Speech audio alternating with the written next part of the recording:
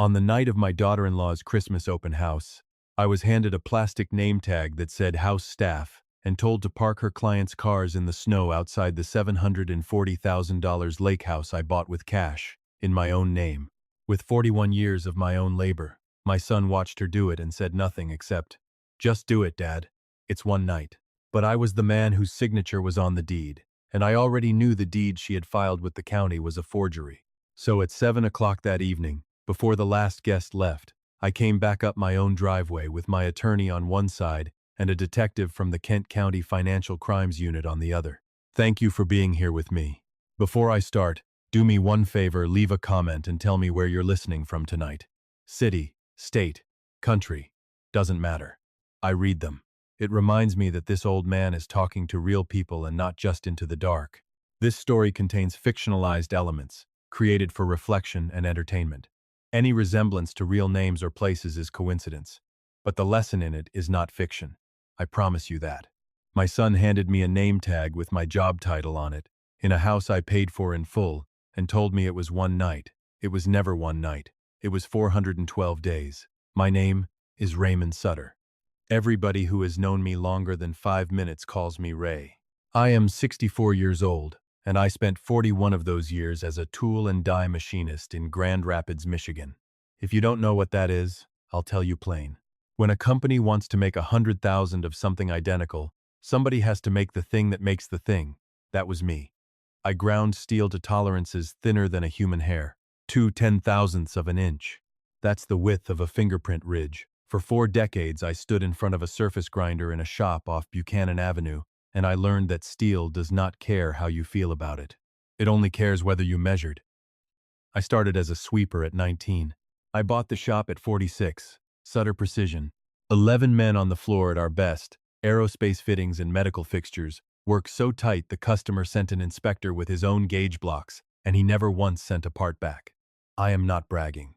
I'm telling you what I built, because in a little while you're going to watch somebody try to take it, and you should know exactly what was taken. Nadine was my wife for 36 years. She had a laugh that started in her shoulders before it ever got to her mouth. She taught 4th grade at the same elementary school for 29 years, and there are grown men in this city who still call her Mrs. Sutter when they see me at the hardware store. She canned everything: peaches, pickles, tomato jam, a chili sauce her mother brought from Kentucky.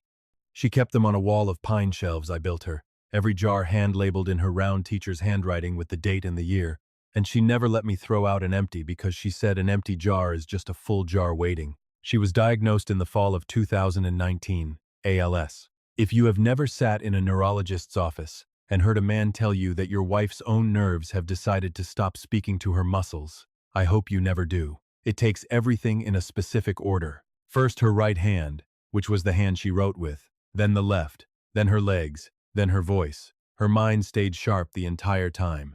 That's the cruelty of it. She was in there, all of her, watching the doors close one at a time. She died in April of 2022, at home, in a hospital bed. We put in the front room so she could see the bird feeder. Our granddaughter Ivy was 5, and she sat on the floor beside that bed for the last 2 weeks and read out loud from a chapter book, and Nadine could not answer her, but her eyes tracked every word. That is all I'll say about it. Some rooms belong only to the people who were in them. Afterward came the arithmetic, the way it always does.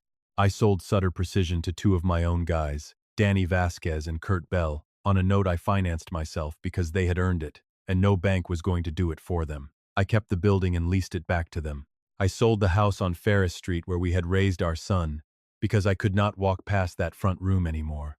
And when I put it all on the kitchen table and added it up, I had $740,000. Nadine had always wanted water.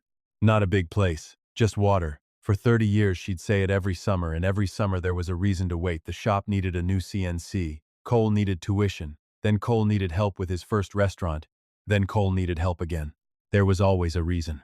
So in September of 2022, I drove out to a place called Aspen Ridge Court on the east side of the lake, and I bought a 4-bedroom with a screened sunroom and 110 feet of shoreline, and I paid cash.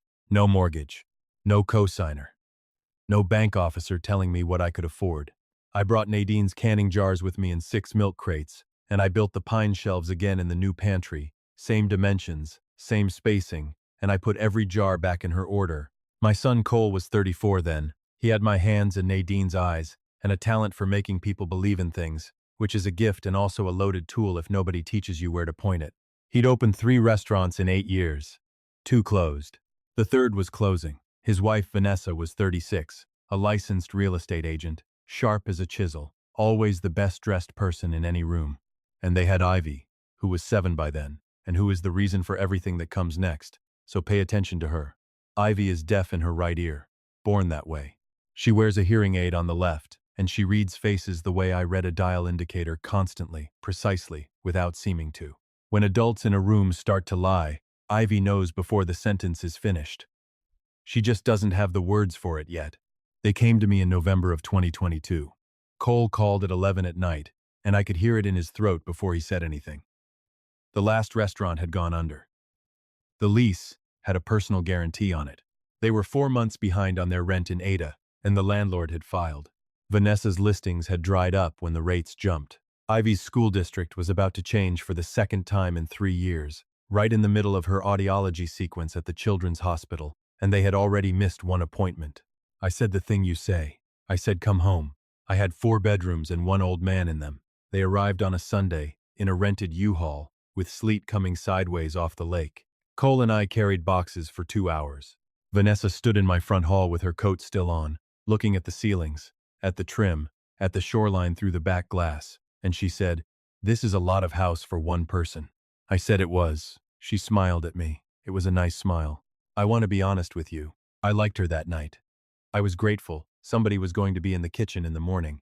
Ivy carried her own backpack in, both straps on, very serious about it, and she stopped in front of the pantry shelves and looked up at all those jars with Nadine's handwriting on them and said, "Grandma wrote all of these?" I said she did. Ivy nodded once, like a building inspector approving a beam. Before we went to bed that first night, I said one thing to my son, in the garage, with the door down. I did not say it as a threat. I said it as a measurement, because I have spent my life believing that a number stated clearly is enough. "You're welcome here as long as you need it," I said. "But this is my house. That's the only rule." Cole gripped my forearm the way he did when he was 16 and wanted me to know something mattered without having to say it. "I know, Dad," he said. "I know." He did know. That's what I still can't get past. He knew. The first 4 months were good. I want to be fair to the truth. Cole got on at a food distributor doing route sales, out the door by 5:30. Vanessa started rebuilding her book of business at the kitchen table, on the phone in that bright voice they teach you. I drove Ivy to school and I drove her to the hospital in the city for her audiology appointments, every 3rd Thursday. And I sat in that waiting room with a paper cup of bad coffee, and I would have sat there every day of my life. The change did not arrive. It accumulated. That's the part people get wrong about this kind of thing. Nobody kicks in a door. A load-bearing part doesn't fail all at once, either. It develops a hairline crack under repeated stress, and it holds, and it holds, and it holds. And then one morning it doesn't, and everyone says it broke. Suddenly, it didn't. It had been breaking the whole time. The first thing was the list.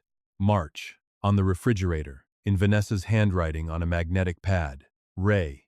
Under it. Trash to curb Sunday night. Dishwasher unloaded by 8. Driveway salted. Ivy pickup 3:15. Laundry room floor. Not a request. A schedule. And here's the thing. I did all of that already. Every bit of it. Freely. Because it was my house and my granddaughter. But there is a difference between a man doing work and a man being assigned it. She had converted the first thing into the second, on paper, and she had put my name in capital letters at the top like a heading on a job ticket. I could have taken it off the fridge that morning. I want you to hear me say that, because I know what some of you are already yelling at your screen. You're right. That was the moment. That was my first mistake, and it was not my last. Let But I want to tell you why I didn't, and I'm going to keep telling you, because it's the only honest defense I have. Ivy had 94 school days left in the year. Her audiology sequence at the children's hospital was booked out 11 months, and she had already missed 1 appointment in the move. And in the last month, Nadine could speak. When her voice had gone down to a whisper I had to lean in to hear, she made me promise that we would never let that child be moved in the middle of a school year again. She got the whole sentence out. It cost her something to do it, You do not break a promise like that over a magnetic notepad. So I did the list. And the list grew. In April, Vanessa took the guest room upstairs for her office and moved Ivy's things into the small room, and then in May she stood in my bedroom doorway on a Saturday morning and told me, in a voice full of concern, that, with her back the way it was, and with Cole's hours, and with the master having the only bathroom on the main floor other than the half-bath, didn't it just make more sense? I moved into the sunroom, screened on 3 sides with an old wall unit and a space heater. I carried my own mattress out there myself, and I set it on the floor because the bed frame wouldn't clear the doorway, and I did it on a Saturday in May when the lake was flat and green. In May it was fine. I want you to remember that it was fine in May, because it was not fine in December. In June, Nadine's photograph came down from the wall in the front room. The big one, our 35th anniversary, at the supper club on Monroe where she laughed so hard at something I said that she had to put her napkin over her face.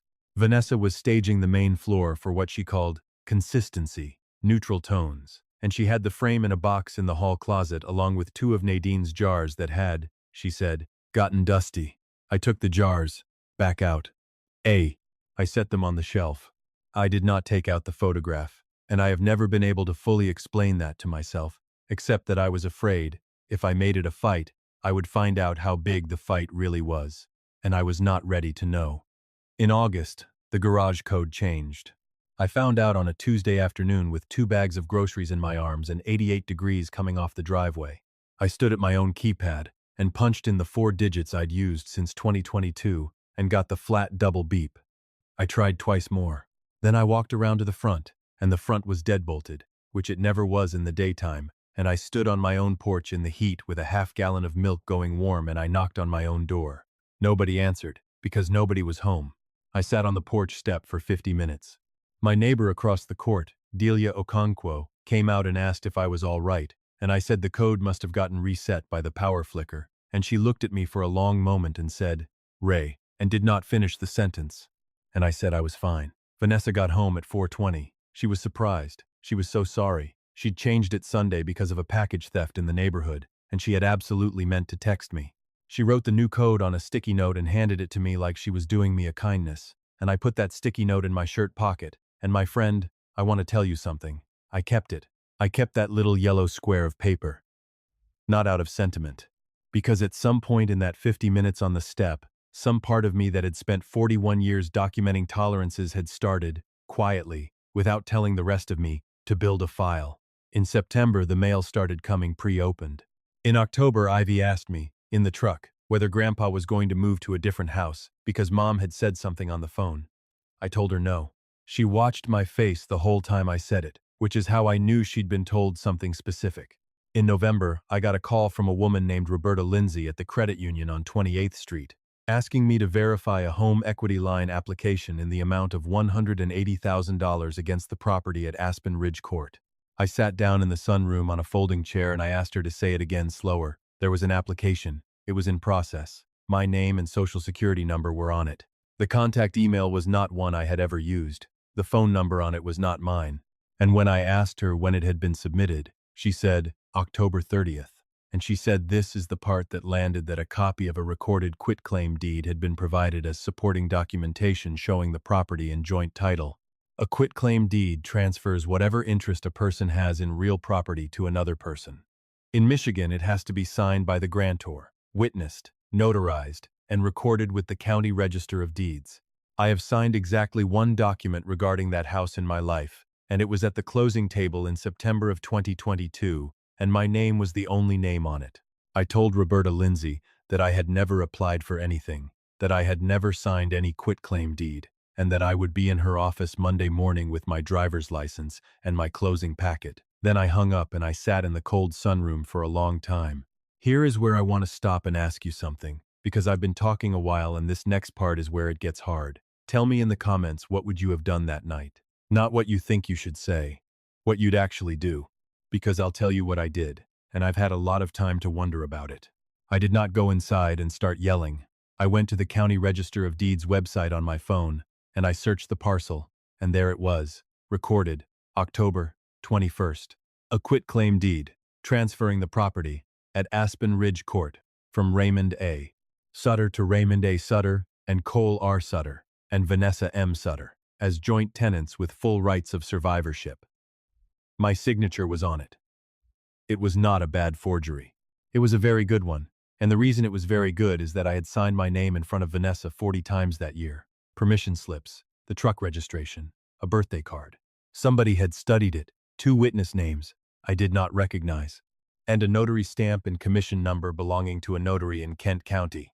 I sat there in the dark with my phone in my hand and the space heater ticking, and I finally understood what I had been looking at all year. It was not resentment. It was not stress. It was not a difficult season for a family under pressure. It was a sequence. Assign him chores, so there's a documented pattern of him being managed in the household. Move him to a room off the main floor so his status is physical and visible to any visitor. Take down the wife's photograph so the house reads as theirs. Change the code so he has to be let in. Open the mail so information flows through them. Tell the child he might be moving so she isn't shocked when it happens. Record a deed putting them on title. Then borrow against it. Then I could see the whole line of it now, the way you can see the whole part once you find the datum surface, then sell it, and split the equity. And by the time the old man in the sunroom understood what had happened, it would be a civil matter between family members, and every lawyer in this county would tell me it would cost $60,000 and 4 years to unwind. It was not cruelty for its own sake. It was a project. I have spent my life reading prints. I know a drawing when I see one, and this one had been drawn carefully and worked in order. And I want to be honest about what happened inside me, because I think you deserve honesty more than you deserve a hero. What I felt was not the hot thing. The hot thing had burned off months ago in the sunroom. What I felt was cold and very quiet and enormously steady, and it scared me a little, because it was the exact feeling I used to get before a cut I could not take back. I did not slam a door. I went into the pantry and I took down the 3rd jar from the left on the 2nd shelf chili sauce, September 2018, in Nadine's handwriting, and I unscrewed it, and I dumped nothing out, because it was one of her empties. Then I got a spiral notebook out of the truck, and I sat on my mattress on the floor of my own sunroom in November in Michigan, and I wrote the date at the top of the first page, and I wrote down everything. The date the list went up, the date the mattress moved, the date the code changed, Roberta Lindsay's name and direct line, the instrument number of the recorded deed, the notary commission number, the credit union application date, every dollar I'd paid for groceries since February, and there were a lot of them. And that notebook went in the jar. The jar went back on the shelf, 3rd from the left, 2nd row, between the peach preserves and the tomato jam, where a woman who had been dead for 18 months was still, it turns out, protecting me. Now, from that night forward, I stopped being a man things were happening to. The next morning, I called Marguerite Hollins. Marguerite had done the closing on the shop sale, and she is 5 feet tall and 68 years old and has the calm of a woman who has watched a lot of people find out what documents actually say. I sat in her office on Monroe Center on a Wednesday with my closing packet and my notebook and my phone, and I laid it all out flat, and I watched her face change exactly twice. The first time was at the recorded deed. The second time was when I said that Vanessa held an active Michigan real estate license. Marguerite put her pen down. "Ray," she said, "I need to be very clear with you about the difference between what your family did to your feelings and what they did to the law. Those are 2 separate files. The first one, I can't help you with. The second one is forgery of a real property instrument, uttering and publishing, and attempted mortgage fraud. And in this state, when the victim is over 60, it also gets looked at under financial exploitation of a vulnerable adult." I said, "I'm not vulnerable. You're 64. You were relocated to an unheated room in your own house. Your access codes were changed, and your mail was intercepted," she said. "A prosecutor will decide what that looks like, not you." Then she asked me the question. She asked how long I wanted to keep living in the sunroom while this went forward, and I told her the truth, which was until the last day of the semester, because of a promise I made to a woman who could barely talk when she made me make it. Marguerite looked at me for a while. Then she said, "Then we build it quietly, and we do it once, and we do it right." Here's what we built between the 18th of November and the 24th of December. We pulled a certified copy of the recorded quitclaim deed from the Register of Deeds. We pulled my original warranty deed and the title policy from 2022. We got a certified letter from the credit union confirming the application, the date, the email address used, and the documentation submitted. And, Marguerite ran the notary commission number. That notary was a woman in Wyoming, Michigan, who had let her stamp be used for a real estate office Vanessa had contracted with 2 years earlier. She had no record of the appointment. She had never met me. When Marguerite's investigator reached her, she got very quiet, and then she got very cooperative, because a notary who learns her seal was used on a forged instrument has exactly one path that does not end her career, and she took it in about 4 minutes. We got the metadata on the deed's PDF, which had been created on a laptop registered to a real estate brokerage account. And I went across the court, and I knocked on Delia Okonkwo's door, because Delia spent 22 years as a clerk in the County Register of Deeds office before she retired. And if there is one person on this earth who can look at a recorded instrument and tell you what's wrong with it, it's a woman who indexed 40,000 of them. Delia read the whole thing at her kitchen table with her glasses down her nose. Then she tapped the page twice. Ray, she said. The witness block. Both witness signatures are in the same hand. Same slant, same pen pressure, same terminal stroke, on the L. She looked up. K. And I'll tell you something else. 2 weeks ago your son stood at my mailbox and told me you'd been struggling more than the family let on, and that they'd taken over the property to protect you. He said it like it was already done, the old man. That was me. The man who had paid $740,000 in cash, and was sleeping on a mattress on a sunroom floor with a space heater and a notebook in a canning jar. Delia agreed to give a statement. So did Roberta Lindsay. So did the notary. On December 12th, Marguerite walked the file into the Kent County Prosecutor's office, and it landed on the desk of a detective named Anthony Ruiz in the Financial Crimes Unit. He called me on the 15th. He asked me 11 questions, and he listened to every answer all the way to the end, without once interrupting, which I have come to believe is the rarest professional skill there is. Then he said, Mr. Sutter, I want to be careful with you. You're currently living in the house with both suspects. I said I was aware. He said, how long do you need? I said December 23rd is the last day of Ivy's semester. And Detective Ruiz said, then we'll do it after that. The Christmas open house was Vanessa's idea, and she'd been planning it since Halloween. 40 of her past clients and referral partners catered. The lakeside lit up. A photographer. She called it a client appreciation evening. What it actually was, and I understood this by then, was a listing presentation. She was showing people the house. She was showing people her house. On the afternoon of the 24th, she came out to the sunroom holding a lanyard. She said the caterer was short and parking was going to be a nightmare on the court with the snowbank, and it would be so helpful, and she held it out, and hanging off it was a white plastic name tag with a magnetic back, printed at an office supply store, and it said house staff. I looked at it for what felt like a long time and was probably 2 seconds. I said, you want me to park cars? She said, I want you to be part of the evening. Cole was standing in the doorway behind her with his hands in his pockets. He looked at the name tag. He looked at me. He looked at the floor. And my son said, just do it, Dad. It's one night, now. Some of you would have thrown that lanyard in the lake. I know. I've read enough of your comments over the years to know exactly what you'd have done, and I don't blame you for a second. I took it. I put it around my neck. I said, what time do you need me out there? Because Marguerite Hollins was arriving at 7 o'clock, and Detective Ruiz was arriving at 7, and I had spent 41 years learning that you do not rush the cut. You set up the work, you check your zero, and then the whole thing takes 4 seconds and cannot be argued with. I stood at the end of my own driveway in 26-degree weather from 5 o'clock to 6:40, in a Carhartt coat with a plastic tag on my chest, and I directed 40 of Vanessa Sutter's clients into parking spots on Aspen Ridge Court. Some of them thanked me. A couple of them handed me their keys. One man in a topcoat gave me a folded $5 bill and told me to stay warm, and I said, thank you, sir, and I put it in my pocket, and I still have it. At 6:40, I went inside through the garage, and I could hear the party in my front room, 40 people and a Bluetooth speaker playing Bing Crosby, and I went into the pantry and I took down the third jar on the second shelf. I stood in that pantry for about 90 seconds, not hesitating. I want to be clear, because I had not hesitated since the 15th of November. I stood there because before a cut you cannot take back. You make certain of your own stillness first.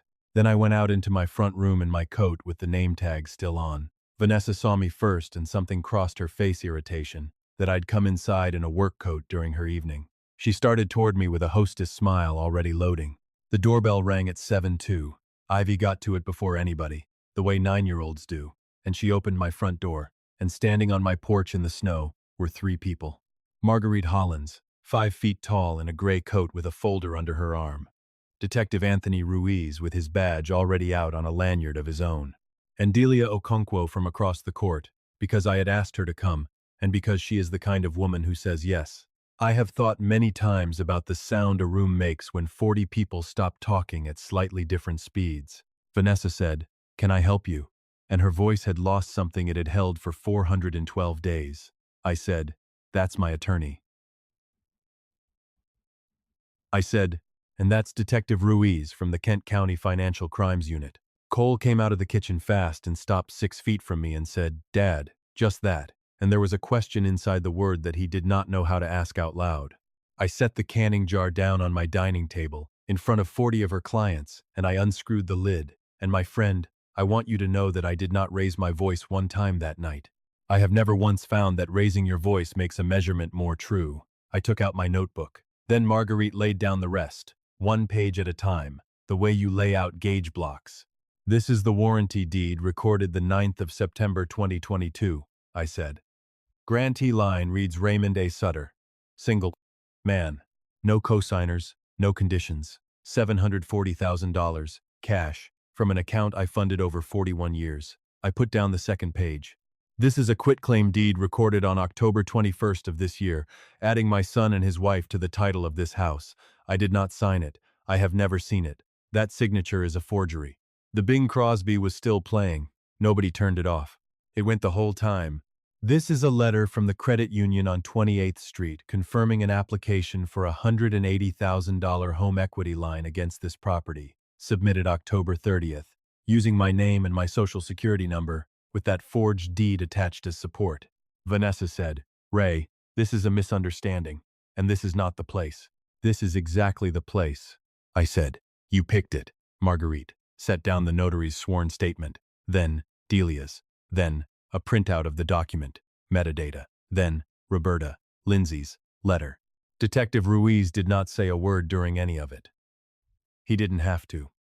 He stood by my front door with his hands folded and let the paper do it. Cole's friend from the food distributor set his drink down on my sideboard with a very careful little click, the sound of a man deciding he wants both hands free. I looked at my son. "You told Delia Okonkwo at her mailbox that the family had taken over the property to protect me," I said. "You called me the old man." "Cole, I've driven your daughter to every audiology appointment she's had for 14 months. I salted your walk. I paid for your groceries. And you let your wife hand me a name tag." And that was when it came out of him. Not anger. Anger had left his face somewhere around the second page.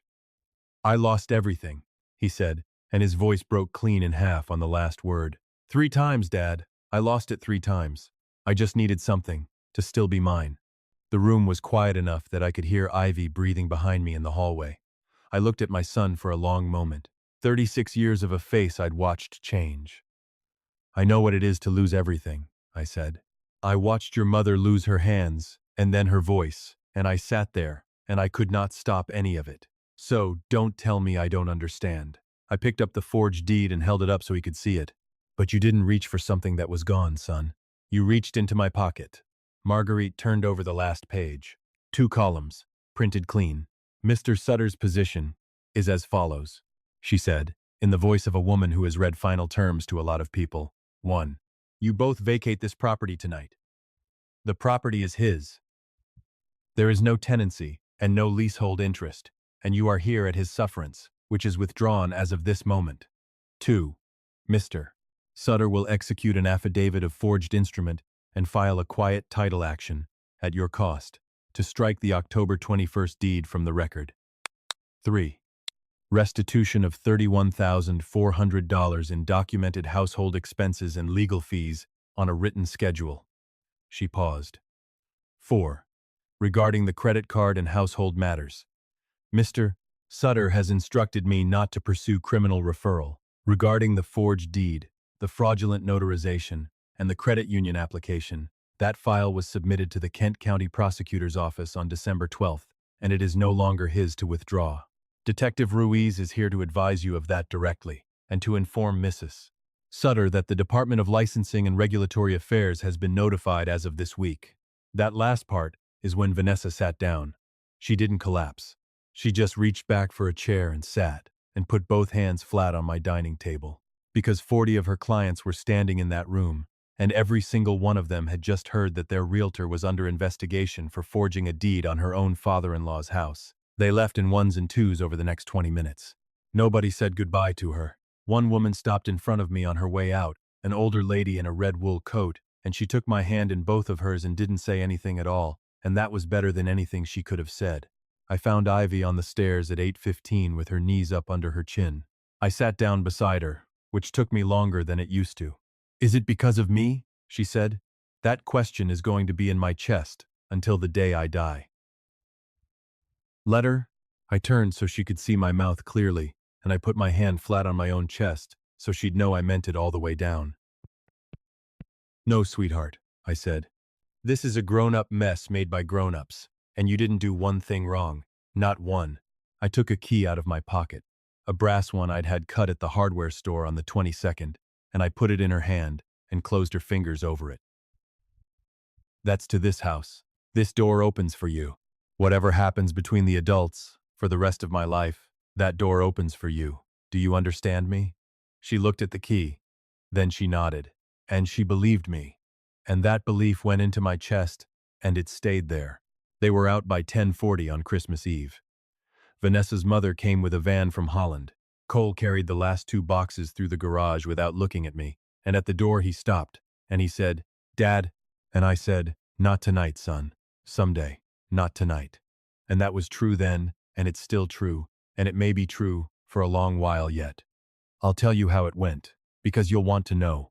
Vanessa Sutter was charged in March with forgery of a real property instrument and uttering and publishing. She pled in the fall, 12 months probation, 90 days in the county jail, restitution ordered by the court, and her real estate license was revoked by the state. That's a public record, and any client who ever searches her name will find it. The notary surrendered her commission. The quitclaim deed was struck from the record by court order in June, and I have the certified copy of that order in the same jar. Cole was not charged. Detective Ruiz told me the file supported charges against him as a party, and he asked me what I wanted, and I said the truth. That my son knew and said nothing, and that a man who says nothing is not the same as the man who signed. Ruiz said that was for the prosecutor. The prosecutor declined. I have always thought, that Anthony Ruiz put a thumb on that scale for a 9-year-old girl he had met exactly once. I never asked. Some things you leave alone. Cole lives in an apartment in Wyoming now. He works for Danny Vasquez at my old shop, running a manual mill, starting over at 36 on the same floor I started on at 19. He and Vanessa separated in the spring. He has Ivy every other week. And every other week she comes to the lake house. And she has her own key. And she sleeps in the room with the good window. And I want to tell you the last thing, because it's the part I think about most. On New Year's Day, I carried my mattress back up out of the sunroom, and I hung Nadine's photograph back on the nail in the front room.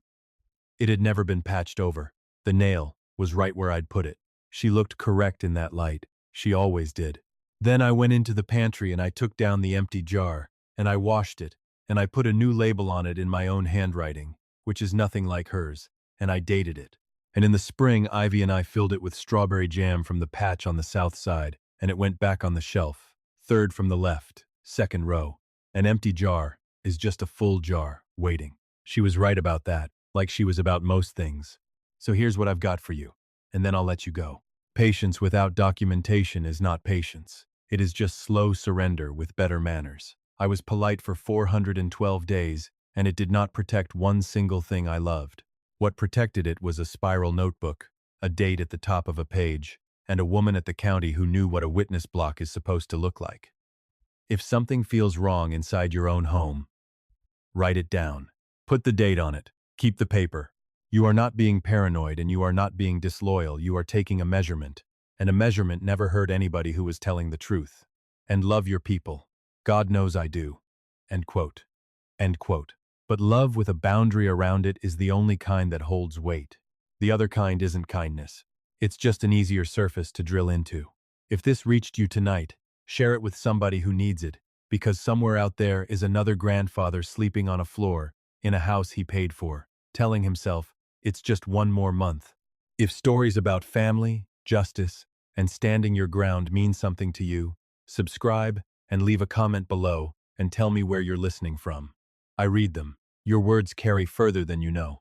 Thank you for staying with me all the way to the end.